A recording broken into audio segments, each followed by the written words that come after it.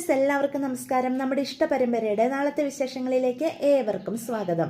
അങ്ങനെ തനിക്ക് വേണ്ടി മാമൻ ഇനി ആരോടും വാദിക്കാൻ നിൽക്കണ്ട എന്നൊക്കെ ആകാശ് ധർമ്മനോട് ഇന്ന് പറയുകയുണ്ടായി. അതോട് കേൾക്കുമ്പം സുകന്യയ്ക്ക് നല്ല ദേഷ്യം വരികയാണ് കേട്ടോ. ഈ കുടുംബത്തിൽ എങ്ങനെയെങ്കിലും പ്രശ്നങ്ങൾ സൃഷ്ടിക്കാൻ നടക്കുന്ന സുകന്യയ്ക്ക് കിട്ടിയ ഒരു അവസരം തന്നെയാണ് ആകാശിന്റെ ഈ പ്രശ്നം. ഇത് ആളി കത്തിക്കാൻ തന്നെ സുകന്യയും തീരുമാനിക്കുകയാണ്. ആ പേരും പറഞ്ഞ് എങ്ങനെയെങ്കിലും നമ്മുടെ ആകാശിനെയും മീനാക്ഷിനെയും ദേവമംഗലത്ത് നിന്ന് പുറത്താക്കാൻ തന്നെ സുകന്യ തീരുമാനിക്കുകയാണ് കേട്ടോ. ഇതേ സമയം മീനുവിനോട് കൊടുത്ത വാക്ക് പാലിക്കാൻ വേണ്ടി ഇനി ഒരിക്കലും മദ്യപിക്കരുത്, മദ്യം താൻ കൈകൊണ്ട് തൊടാൻ പോലും പാടില്ല എന്നൊക്കെ ഒരു പ്രതിജ്ഞ ആകാശം സ്വയം എടുക്കുന്നുണ്ട്. ഇന്നെങ്കിലും കടയുടെ കാര്യങ്ങളെല്ലാം ശരിയാക്കണം, താൻ വാടകയ്ക്ക് എടുത്തിരിക്കുന്ന ആ കട തൻ്റെ കയ്യിൽ നിന്ന് നഷ്ടപ്പെട്ടു പോകാനും പാടില്ല എന്നൊക്കെ ചിന്ത ആകാശിന്റെ മനസ്സിലും വരികയാണ്. അതിനെന്തും ചെയ്യണം എന്നൊക്കെ പറഞ്ഞു തന്നെയാണ് ആകാശ് വളരെ സന്തോഷത്തോടു കൂടി തന്നെയാണ് കേട്ടോ ദേവമംഗലത്തിൽ നിന്നും പോകുന്നത്. എന്നാൽ ആകാശ് വിചാരിച്ച പോലെ ഒരു കാര്യങ്ങളും നടക്കുന്നുമില്ല. ലൈസൻസ് ഒന്നും കിട്ടാത്തത് കൊണ്ട് തന്നെ കടയുടെ കാര്യങ്ങളൊന്നും മുന്നോട്ട് ചെയ്യാൻ ആകാശെ കൊണ്ട് പറ്റുന്നില്ല കേട്ടോ. അതുമാത്രമല്ല, ആകാശ് റെന്റിനെടുത്ത ആ കട തന്നെ ആകാശിന്റെ കയ്യിൽ നിന്നും നഷ്ടപ്പെടുകയാണ്. ഒരു കാര്യങ്ങളും മുന്നോട്ട് ചെയ്യാൻ പറ്റാത്തത് കൊണ്ട് തന്നെ 3 മാസത്തിനുള്ളിൽ ആ കട നടത്തണം എന്നുള്ളതായിരുന്നു അവരുടെ എഗ്രിമെന്റിൽ ഉണ്ടായിരുന്ന കാര്യം. പക്ഷെ ആകാശിനെ കൊണ്ട് അത് ചെയ്യാൻ കഴിയാത്തത് കൊണ്ട് തന്നെ ഇനി കട ഒഴിഞ്ഞു കൊടുക്കേണ്ട ഒരു അവസ്ഥ വരിക. അപ്പം എല്ലാം കൊണ്ടും ആകാശ് തകർന്ന് നിൽക്കുകയാണ്. ഗോമതി സ്റ്റോഴ്സ് ബാലന്റെ മുന്നിൽ താൻ പൂർണ്ണമായിട്ടും തോറ്റുപോയി എന്നൊക്കെയുള്ളൊരു ചിന്ത ആകാശിന്റെ മനസ്സിലോട്ട് വരിക. അതുമാത്രമല്ല, തന്റെ സ്വപ്നമായിരുന്നു മീനാക്ഷി സ്റ്റോഴ്സ്, അതൊരിക്കലും ഇനി നടക്കുകയല്ല എന്നൊക്കെ ഒരു ചിന്ത വരുമ്പം ആകാശിന്റെ സങ്കടം സഹിക്കാൻ പറ്റുന്നില്ല കേട്ടോ. അതുകൊണ്ട് തന്നെ ആകാശ് മീനുവിനോ കൊടുത്ത വാക്ക് മറന്ന് വീണ്ടും മദ്യപിക്കുകയാണ്. അതും ബോധം പോകുമ്പോളം മദ്യപിക്കുകയാണ് കേട്ടോ. മദ്യപിച്ച് ലെക്ക് ാണ് ദേവമംഗലത്തേക്ക് നമ്മുടെ ആകാശ് കയറി ചെല്ലുന്നത്. അതേസമയം ദേവമംഗലത്ത് ഹാളിൽ തന്നെ ഇരുന്ന് നമ്മുടെ മിത്ര പഠിക്കുന്നുണ്ട്. അപ്പം മിത്ര ഇങ്ങനെ പഠിച്ചുകൊണ്ടിരിക്കുമ്പോഴാണ് മീനു, എടി മീനു എന്നൊക്കെ വിളിച്ചുകൊണ്ട് ആകാശ് വീട്ടിലേക്ക് കയറി വരുന്നത്. അപ്പം ആകാശിന്റെ കോലവും ഭാവവും ഒക്കെ കാണുമ്പോൾ തന്നെ മിത്രയ്ക്ക് മനസ്സിലാവുകയാണ് നന്നായിട്ട് മദ്യപിച്ചിട്ടാണ് ആകാശേട്ടൻ വന്നിരിക്കുന്നതെന്ന്. അപ്പം മിത്രയ്ക്ക് പെട്ടെന്ന് പേടിയാവുക. വേറൊന്നുമല്ല, സുകന്യങ്ങാനും ഇത് കണ്ടുകൊണ്ട് വന്നു കഴിഞ്ഞാൽ ഇതൊരു വലിയ പ്രശ്നമാക്കി തന്നെ മാറ്റും. അതൊക്കെ കൊണ്ടുള്ള നല്ല ടെൻഷൻ ആവുകയാണ് കേട്ടോ മിത്ര. അപ്പം മീനു എന്നും വിളിച്ചോ ഒരു ബോധവും ഇല്ലാതെ വിളിച്ചു കൂവിക്കൊണ്ടാണ് ആകാശ് വീട്ടിലേക്ക് കയറി വരുന്നത്.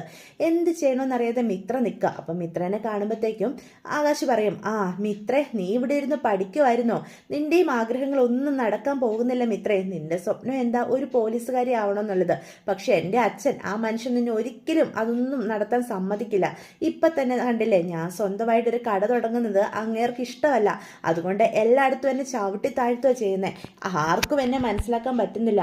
അതുകൊണ്ട് വെറുതെ നീയും പഠിച്ച് നിന്റെ സമയം കളയാതെ ഗോമതി സ്റ്റോഴ്സ് ബാലന് ഇഷ്ടമുള്ളത് എന്താണെന്ന് വെച്ചാൽ അത് ചെയ്യാനേ അങ്ങേര് സമ്മതിക്കുള്ളൂ. ഈ വീട്ടിൽ താമസിക്കുമ്പോൾ വേറെ ഒരു കാര്യങ്ങളും ചെയ്യാൻ അങ്ങേര് സമ്മതിക്കില്ല മിത്ര എന്നൊക്കെ പറയാം. അപ്പം മിത്രയ്ക്ക് ആകാശേട്ടൻ എന്തൊക്കെയായി പറയുന്നേ?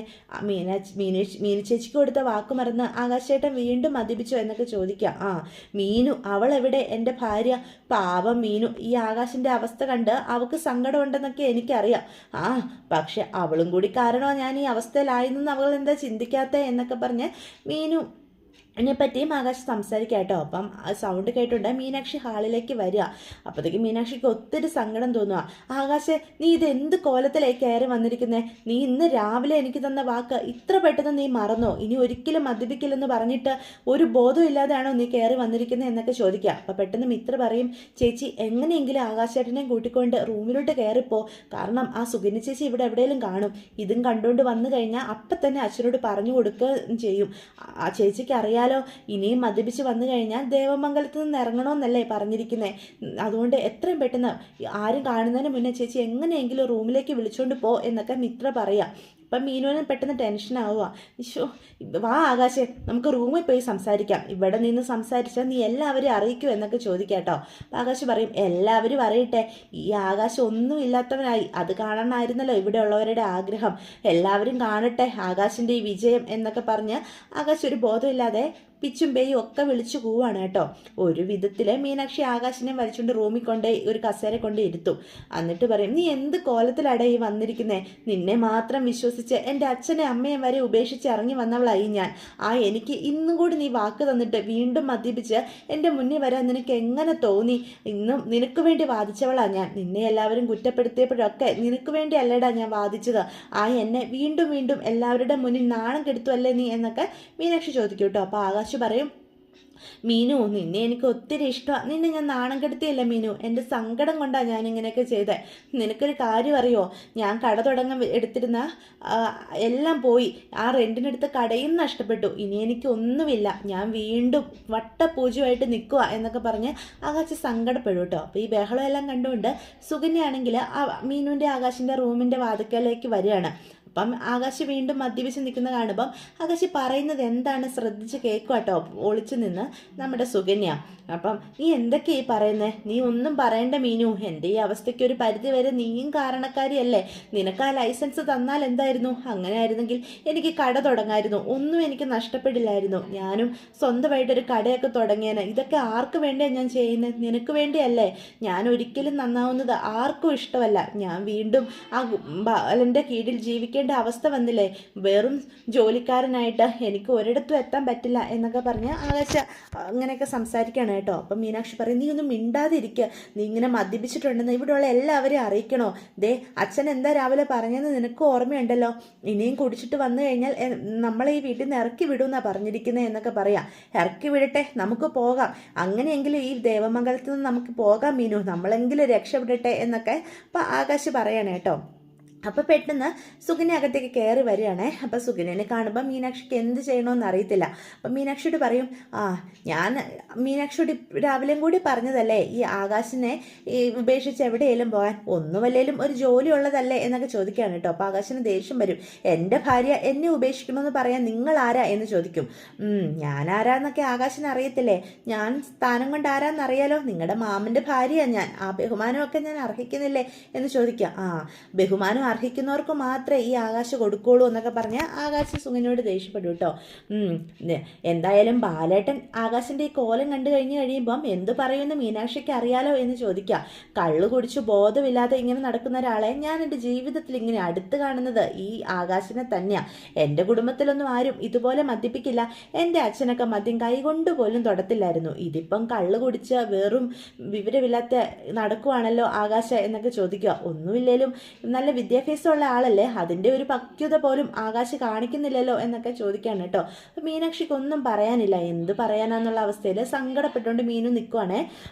ഞാൻ മീനാക്ഷിയോട് ഒന്നും കൂടി പറയാം, മീനാക്ഷിയുടെ ജീവിതം ഇങ്ങനെ കള്ളു കുടിച്ച് നടക്കുന്ന ഒരുത്തൻ്റെ കൂടെ നശിപ്പിക്കണമെന്ന് ആണ് മീനാക്ഷി ആഗ്രഹിക്കുന്നെങ്കിൽ എനിക്കൊന്നുമില്ല. ഒന്നുമില്ലെങ്കിലും ജോലിയൊക്കെ ഉള്ള ആളല്ലേ മീനാക്ഷി. ഇനിയെങ്കിലും ഇവിടെ നിന്ന് രക്ഷപ്പെടാൻ നോക്ക്. അല്ല, ആകാശിൻ്റെ ഇത് ആസക്തി തന്നെയാണ്. ഇന്നലെയും കുടിച്ചു, ഇന്നും കുടിച്ചു. ഇനി ഇത് തുടർന്നു പോയി കഴിഞ്ഞാൽ ആകാശ് കുടിയനായിട്ട് മാറും. പിന്നെ എന്തൊക്കെ അസുഖങ്ങളാണ് കുടിയന്മാർക്ക് വരാൻ പോകുന്നത്? ലിവർ സിറോസിസ് ഒക്കെ ഇപ്പൊ സ്ഥിരമല്ലേ എന്നൊക്കെ ഇങ്ങനെ പറയാണ് കേട്ടോ. മീനാക്ഷി സങ്കടപ്പെട്ടിങ്ങനെ നിൽക്കുകയാണ് കേട്ടോ. ഇനിയിപ്പോൾ ബാലേട്ടൻ വന്നു കഴിയുമ്പോൾ നിങ്ങളുടെ അവസ്ഥ എന്താകും എന്നൊക്കെ ഇങ്ങനെ പറയാം.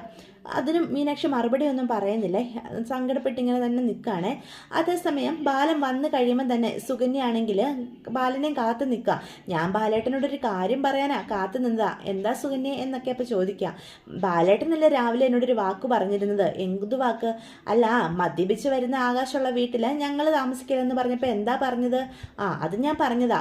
ആകാശ് ഇനിയും മദ്യപിച്ച് വന്നു കഴിഞ്ഞാൽ ദേവമംഗലത്ത് അവന് സ്ഥാനം ഉണ്ടായിരിക്കില്ലെന്ന് ഞാൻ പറഞ്ഞതാ. അങ്ങനെയാണെങ്കിൽ ആകാശ് ഇന്നും മദ്യപിച്ച് തന്നെയാണ് വന്നത് എന്ന് പറയാണ് കേട്ടോ. അത് കേൾക്കുമ്പോഴത്തേക്കും ബാലൻ ഒരുപാട് സങ്കടമാവും. അപ്പോൾ ബാലൻ ചോദിക്കും, നീ എന്താ ഈ പറയുന്നത്? ഞാൻ പറഞ്ഞത് സത്യമാണ്. അല്ലെങ്കിൽ ഈ മിത്രയോടും ധർമ്മേട്ടനോടൊക്കെ ചോദിക്കുക. ഇവരെല്ലാവരും കണ്ടതാ. ആകാശം മദ്യപിച്ച് ഒരു വെളിവും ഇല്ലാതെ 4 കാലില ഇന്ന് കയറി വന്നത്. ഇത്രയും മദ്യപിച്ച് നടക്കുന്ന ഒരാളെ ഞാൻ എൻ്റെ ജീവിതത്തിൽ കണ്ടിട്ടില്ല. എന്തായാലും ഇങ്ങനെ ഒരാളുള്ള കുടുംബത്തിൽ ഇനി ഞാൻ താമസിക്കില്ല ഒരു നിമിഷം പോലും. ഇപ്പം തന്നെ ഞാൻ ഇറങ്ങുക. ഒന്നുമല്ലെങ്കിലും സ്വന്തം മോനെ ആ ബാലേട്ടനെ ഇറക്കി വിടാൻ ബുദ്ധിമുട്ടുണ്ടാവും. പക്ഷേ എനിക്ക് ഇവിടെ സഹിച്ചു നിൽക്കേണ്ട ഗതികേടൊന്നും വന്നിട്ടില്ല എന്നൊക്കെ പറയണം കേട്ടോ. അപ്പോൾ ബാലൻ ധർമ്മൻ്റെ അടുത്തേക്ക് ചെല്ലുക. സുകന്യ പറഞ്ഞത് നേരാണോ? ആകാശ് ഇന്ന് മദ്യപിച്ചിട്ടാണോ വന്നേ എന്ന് ചോദിക്കുകയാണ് കേട്ടോ. അപ്പോൾ എന്ത് പറയണമെന്നറിയാതെ ധർമ്മൻ നിൽക്കുക. ധർമ്മ, നിന്നോടാണ് ഞാൻ ചോദിച്ചത്, നീ എൻ്റെ മുഖത്ത് നോക്കി കള്ളം പറയില്ല എന്നാ എൻ്റെ വിശ്വാസം എന്നൊക്കെ പറയാണ് കേട്ടോ. അപ്പം എന്തു പറയണമെന്നറിയാതെ നമ്മുടെ ധർമ്മം നിൽക്കുക. അതളിയാ, നീ സത്യം പറയണം. അവൻ മദ്യപിച്ച് ഇന്നും വന്നിട്ടുണ്ടെങ്കിൽ എനിക്ക് അവനൊന്ന് കാണണം. ഇനി ഒരു നിമിഷം പോലും ഈ ദേവമംഗലത്ത് അവൻ ഉണ്ടാവാൻ പാടില്ല എന്നും പറഞ്ഞ് ദേഷ്യപ്പെട്ട് ആകാശിൻ്റെ അടുത്തേക്ക് പോകാനായിട്ട് തുടങ്ങുകയാണ് കേട്ടോ. അപ്പോൾ ഇതൊക്കെയാണ് നാളത്തെ വിശേഷങ്ങൾ. അപ്പോൾ വീഡിയോ ഇഷ്ടപ്പെട്ടുവെങ്കിൽ ചാനൽ സബ്സ്ക്രൈബ് ചെയ്യാൻ മറക്കരുത്, ലൈക്ക് ചെയ്യാനും